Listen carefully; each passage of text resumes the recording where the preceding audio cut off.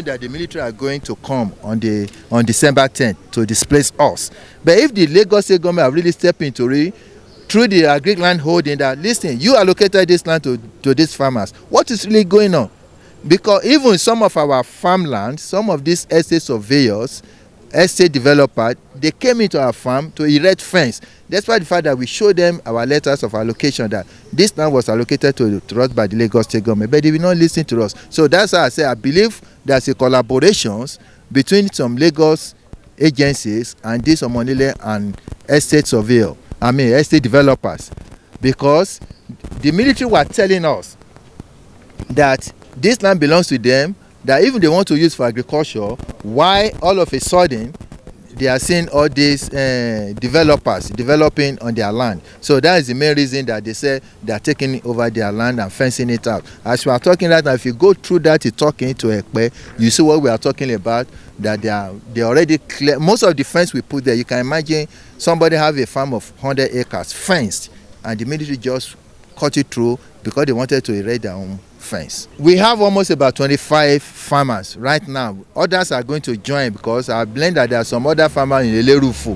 that have not really joined us. So definitely in total will probably be like 40 farmers.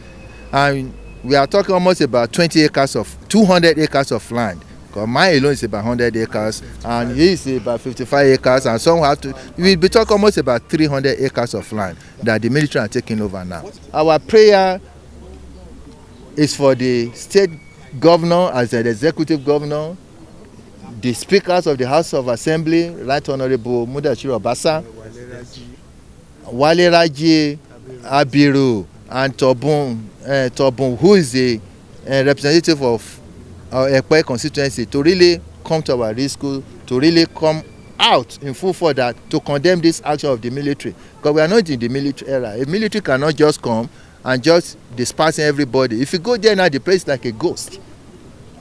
So apart from that, we want compensation for everything that have been destroyed in our farmland. Because you can imagine somebody that planted oil palms, rubber plantations, and all of a sudden, you cannot even access it. And this are cash crop that is supposed to enjoy for the next 30 years.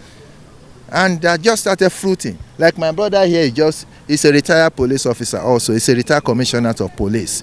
All his retirement was spent to plant the oil palm. If you go there with the picture I gave to you, they just put the bulldozer everything out without any compensation, without any notice. This is barbaric. I need to be condemned by every concerned people, even including the president. I want the President Tinubu to look into it. I'm sure he will listen to it and he'll be brief that we are not in the military era where the military will just come to a peaceful community where they are doing their farm settlement and all of a sudden just raise it down and fence the farmers out.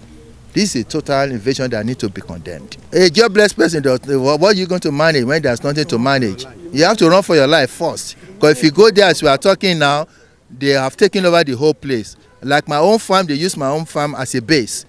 Our farmhouses, I have the pictures here that they are already sent to some of the correspondents. They put there that we should relocate all our farm land.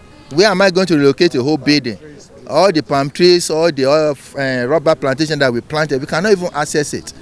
And they say, okay, and in a later move, we are not disturbing you, but you have your guns put at our head. I say we should be eating.